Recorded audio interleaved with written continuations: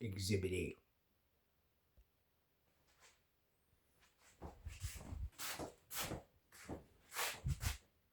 Marvin. I don't know if he did that. Hopefully he did. Didn't do. Hopefully he did that a couple of days ago. I just noticed it now, but I don't think he did. So means he probably got in here. He tried to murder my cactus. Cactus murderer. I mean, it's probably gonna die because I'm taking care of it. Let alone, I don't know if my cactus is supposed to live like that. Another mess. I'll sweep all that up. I don't know if he's been in here. Mind you, that could have been a mouse too. I doubt it. Unless my cactuses are like, I can't handle it here. I'm gonna commit cacticide again. I'm sure it's Marvin though. It's just was that there this morning? I didn't know. I didn't really notice because I'm pretty sure that wasn't there this morning. I switched the hot water tank back on. I can take the shower. Pretty damp, pretty wet, very chainsaw-y day. Very chainsaw. Which I got 3, 4, well, maybe about 5 big maples. The biggest one being probably about 18, 20 inches at the base, maybe a little more. That I'm sawing up. And some nice big heavy blocks and stuff like that. And Perry got them down from my client. And he had to take the skidder. He was like, "I'm so amazed these trees did not fall on your house." He goes like, he's like not a single branch hit your house. Like he goes, these things should have been fall. He goes, they should have been felled years ago. But he was just he was like, yeah, no, amazing that that like not like the way the trees broke that like they were gonna end up on the house or whatever. But he got them all down with the skidder. With the skidder, like you can like basically start cutting a bit, then go put a little bit, pull a bit, cut a bit, pull a bit, and pull them over so they don't land on the house. So none of them landed on the house, which is good. And he left the rest there for me to cut up. So it's a little cheaper for me to cut them up than for him to cut them up. So and it's a little extra work for me. So that's 3 hours on the chainsaw today, and then did another 2 hours of collecting leaves in the rain for raised bed gardens. Pruned a little shrub, and what else did I do today? I did a couple of things. So, but the good news is everything's pretty much up to date. So I'm down to about 2 clients now, and the 2 clients are like, "Well, I'm not sure what I'm gonna have for you next week." So like this week is like whatever I get, I gotta take, and then I got 6 weeks left for one client, and it like might be short days. Might be well, I get you bring in the wood, and that's it. you know. And I found out about we went to see about the guy for the beaver trap in there, and I think I found out why he wasn't bothering getting back to me or anything like that. Number one, he was in Europe for 3 weeks, and that I would have been nice to know. But on the way back, he's received bad news, something he has to deal with. So I'll try to reach out to him because my other client that I work for today. It's like, oh yeah, no, I know him. I don't have his number, but I know who does. And it was an old co-worker. The mayor's daughter, the former mayor, his daughter's now the mayor, and he has the number for the gentleman for the beaver trapping. So I'm going to probably reach out tonight and go from there, and then say if you want me to, yeah, like deal with the other guys, uh, until until you're, whatever you got to deal with, if people have like health issues and stuff like that, not him per se, but family members. He has a family member with health issues, so it's like, yeah, yeah, yeah. You know what I mean? But yeah, so I think Marvin might have broken into here again today. Dang it! Now where's he coming in from? See, I think what happens is it takes him a day or two to find a new entrance, but it could be 1,000 entrances into here. Oh, you little bugger! You little bugger! Yep. But when my client dropped me off there,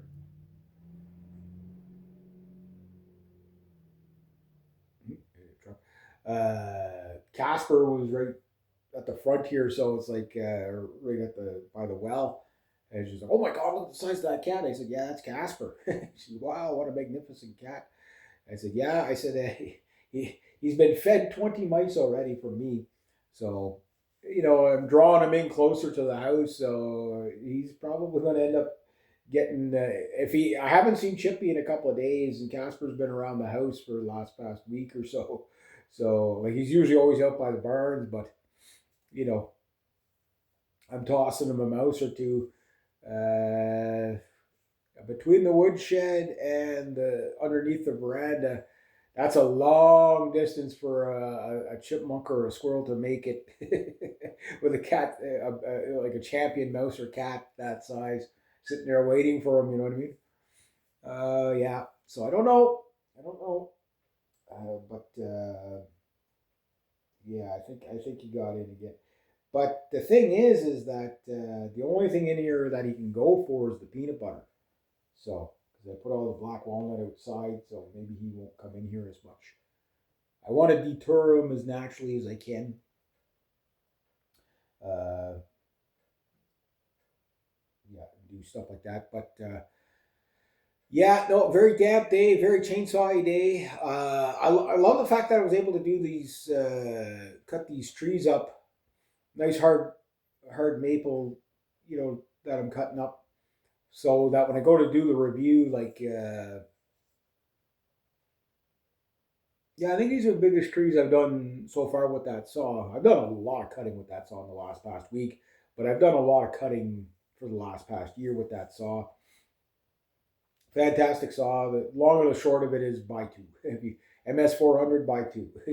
The MS400.1 buy two. I haven't tried that one yet, but if it's better than the one I got, it's like how do you beat that saw? Like making it a little bit lighter. Like I mean, it's a saw you can work with. Don't get me wrong. Like I mean, when you're really going into the bigger blocks like that, it's work. And I don't pull on the saw and really hard. I let the saw do the work. You can bind that saw. The trick with that saw is a sharp bar or sharp chain and high RPMs. It's a lot like an MS260. It feels like you're using an MS260 or 261, like that kind of a saw. Just it's a little bit heavier, but you know, an MS260 feels about the same weight as my MS400. Although the MS400 might be a pound or so heavier, pound and a half heavier. Like it's not by much. So uh, you're cutting heavier stuff with a 20-inch bar.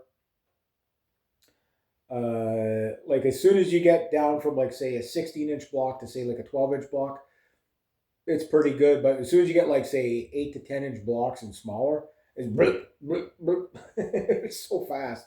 That's always great. I only sharpened the chain once today too. I did the rakers as well because it's like I'm going into hard maple, so it's like better get them too. I do about three sharpenings to the one rakers. I'm still on the original chain, original bar. Uh, I did get the saw stuck once today, but like I did a lot of really tricky um, where you have to come around the log kind of thing because of like there's pressure on each end where the log's like the pressure is like pushing in on itself. So you cut and you come like that, and then you come underneath.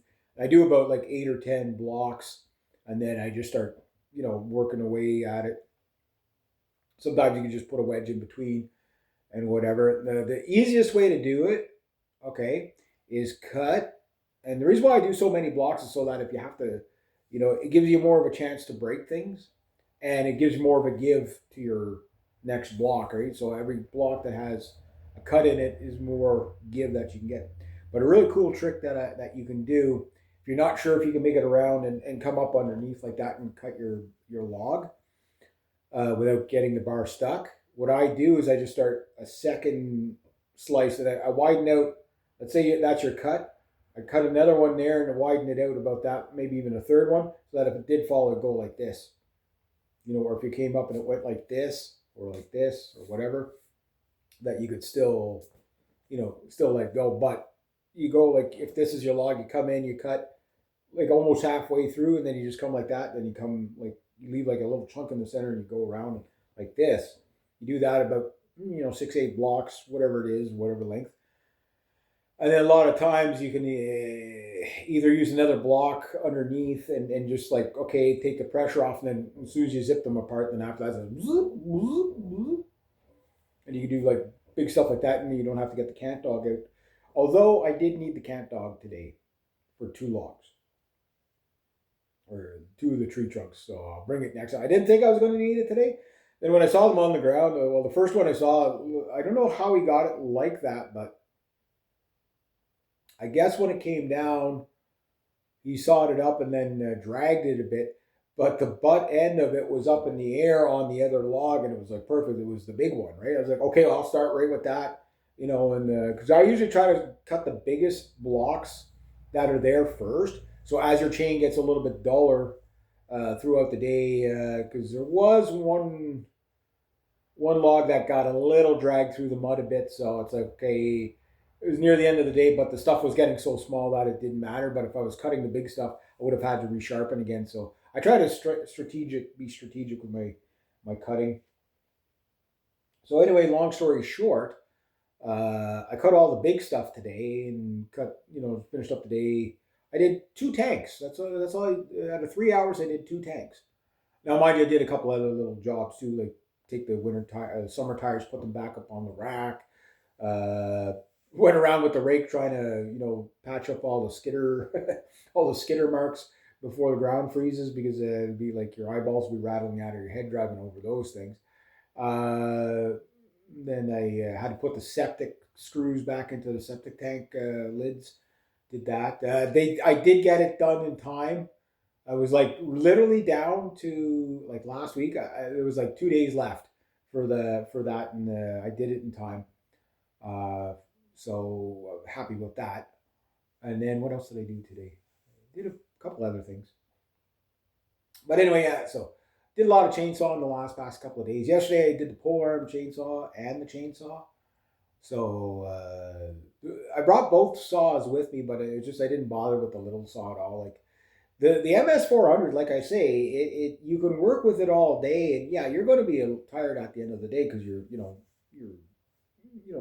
logging, right? Like you're doing that kind of work, but it's really a saw that like you never get to the point where you feel like you have to put the damn thing down on the ground. You know what I mean? Like it's like, oh, okay, my back, I got to put this thing down. Like the 272, yeah, that thing will throw at your back pretty quick. The 372, that'll throw at your back pretty quick. Big saw, great saws, but they are heavy. And the nice thing about this is like most trees that I'm going to ever cut down around here are not going to be much bigger than what I was cutting up today. That's kind of like a full size tree for us, because you got to understand, like this area has been so heavily logged the past 200 years that most trees are under like 60, 80 years old. The average tree might be 30. You know what I mean? So like a 30-year-old tree is like this, right? A 60, 80-year-old hardwood tree might be about like that. So you know what I mean? Like get away with the saw, the lightest saw possible. That's usually what I go for. But when I do the review, because I got to clean up the saw, I got to clean out the air box, all that stuff. I'll do that on my next day off, which could be tomorrow. I'm not sure if I'm doing scrap metal with Paul tomorrow, or if we're going to get his son's car in the city tomorrow. and then I have to drive Paul's car back. We'll both go down together. He'll drive his son's car back, and I'll drive his car back to the storage area, and then he'll give me a lift back here. And then Friday, well, I don't know. I was thinking that if I could get a hold of the gentleman, I could go and set some traps. And then Saturday, I know actually Saturday I'm going to be working for my other client, emptying that dumpster. And Sunday, I don't know. Maybe I'm going to be helping Paul at the school or whatever. Right now, this whatever work gets thrown at, even if I had to work every day this month, that would be fine. Because my hunch is next week on after Tuesday, which is November 11th. I got to lay a wreath on that day and do the photos. But after that, it's like, yeah, like the days are going to be short. It's like, okay, I might need you for an hour or 2 hours. Take whatever you can get, you know what I mean? Um, and then, of course, it's completely weather dependent. So, but it'll be whatever it'll be. But today was a good day. Last past couple of days, even with the chainsaw and the polar, I'm like, my back isn't bugging me as much. I think what it was my sciatica was bugging me, and that's what was hurting my back the last past couple of years. But comes and goes, right? So that's why, I use my harness all the time with the whippersnippers and stuff like that, because it's the repetitive injury that you get. But like I say, like this chainsaw, it's not so heavy. Like, do you guys remember the old 39 that I was going to buy, but I ended up. It was a year ago. It was a year ago. John lent me the saw to test it out to see if I wanted to buy it, and halfway through cutting some blocks, that thing cut really nice. It was a really nice saw. It was 60 cc's or 59 cc's. Now, does it cut like my MS400? No. But it did cut good. It was a nice heavy built saw, but heavy being the operative word, it was probably an extra 2 or 3 pounds heavier than my MS400. And that thing with the shorter bar, I don't know size of bar, it might have been an 18 on there. It's a 16 or an 18 he had on there. And that saw with the 16 or 18-inch bar cut similar to what my MS400 cuts, but my MS400 with a 20-inch bar still outcuts it. In fact, I was kind of really surprised today that I was hitting the rev limiter going through heavy blocks, where I actually had to back off the trigger a little bit. As soon as the blocks got smaller than 12 inches, just like, okay, whoa. It's like, yeah. And you're going through them pretty fast, right? So, like, when you got that kind of a saw where it's just like, okay, you got power to spare. You bounce off the rev limiter a little bit, and then you just, make sure. And then, like any sort of branches, it's kind of like, okay, half throttle. You zip, like you got branches like 6 inches, like it's so quick. But the big one is that it's not so heavy on the back, right? And with the 20-inch bar, like today, like when you're on a side of a hill and you're bucking on the side of a hill, a 20-inch bar is probably long enough, because you got a bit of a hill, right? But standing up on the flat ground, bucking, I think the 28-inch bar would be just ideal for that. For the smaller stuff, like say 8-10 inch round and smaller, you could use that. So, but like bigger, I don't know. I'd have to try it. Like cutting with the edge of your bar is always that's always takes the most power to cut down at the edge of your bar, right? So regardless of what you're cutting, you'll always notice that like when you're dogging it, you got the dogs right into the block. That's going to cut the best. And I wasn't very impressed about some of the big blocks, how fast they were falling off. And again, not really trying to hurt myself with the thing either. You know what I mean? Or hurt the saw. Like just let the saw do the work, and it's just like And again, not and that's with a year-old chain that's been hand sharpened a couple of times. And my sharpening, the other thing I noticed too was, and this is a big thing about saws, is how straight they cut. All my cuts, even on the 18 to 20 inch blocks, were straight. Even after all those sharpenings that I've done throughout the year with it, so I can sharpen a chain pretty good. You know what I mean? Like enough to cut, but also enough that it cuts straight. And that also told me my bar was still pretty good. You know what I mean? Because usually when it starts to cut in or one side or the other, it's usually an indicator that your bar, if it's cutting good and then all of a sudden it starts to jam up on itself because it's cutting on an angle, um, that's usually your bar is wearing out. So my bar is still good after a year because I haven't jammed the thing too much, and I don't really, you gotta wait for the saw a little bit sometimes.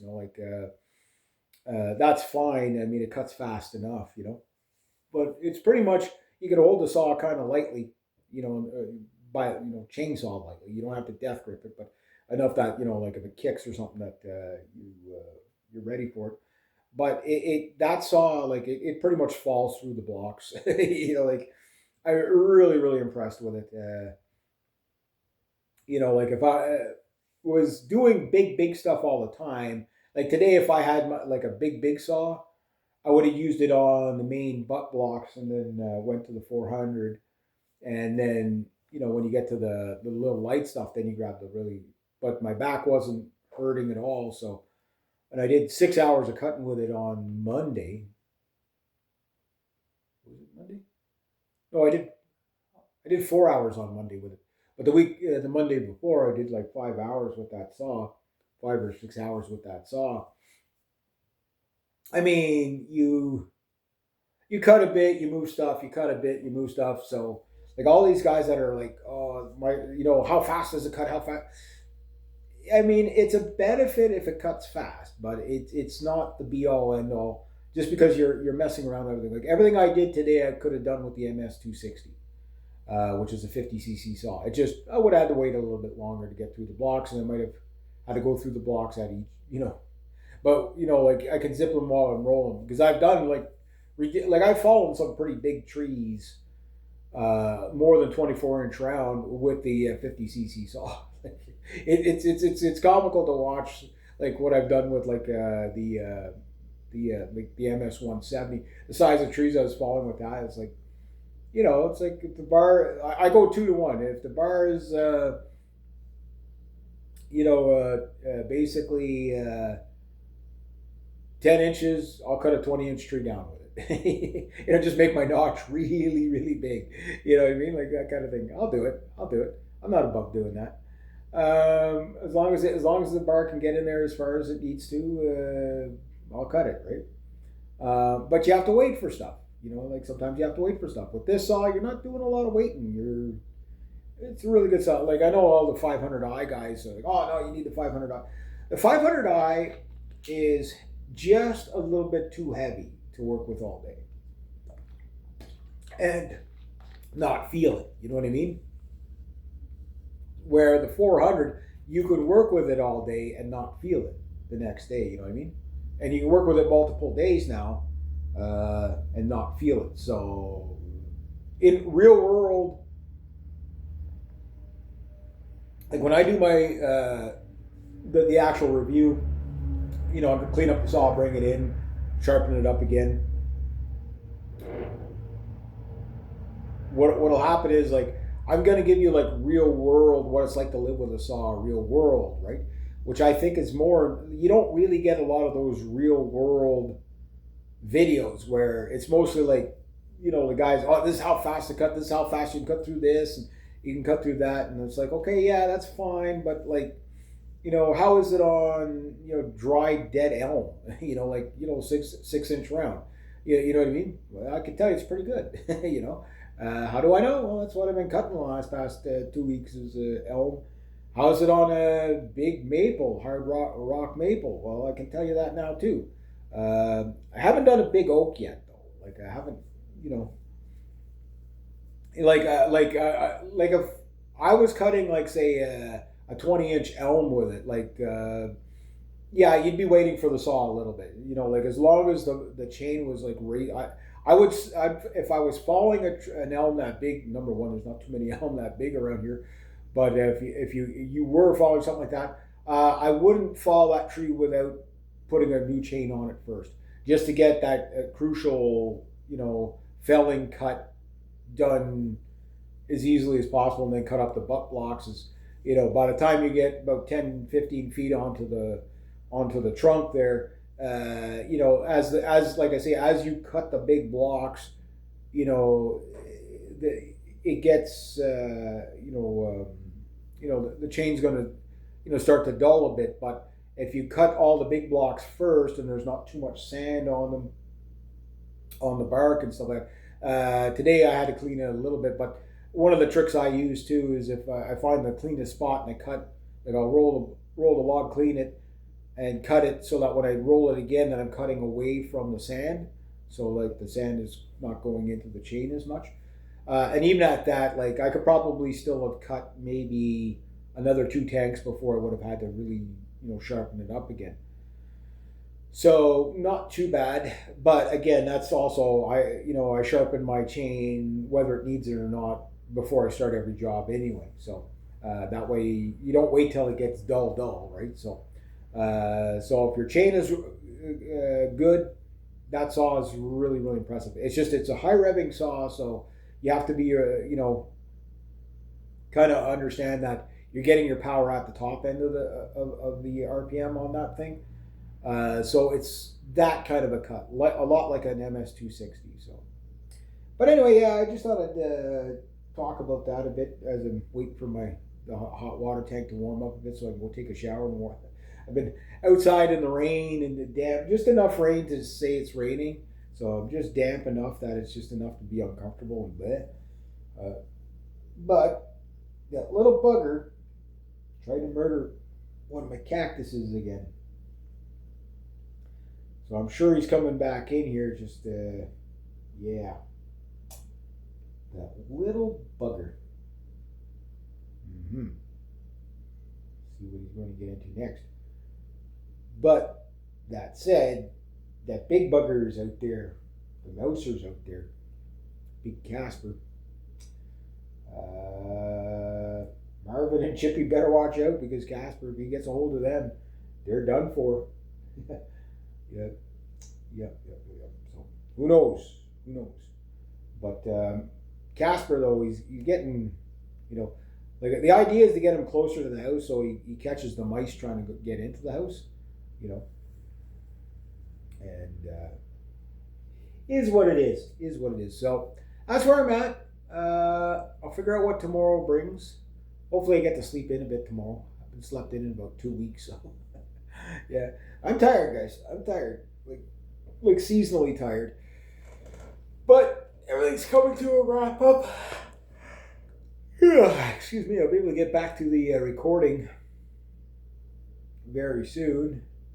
And then, just kind of like wait out the winter, see what I get done down here. If I could make a few more bucks between now and January, I'd be really, really happy with that. And then, yeah, there we go. I'll go with that. Alrighty.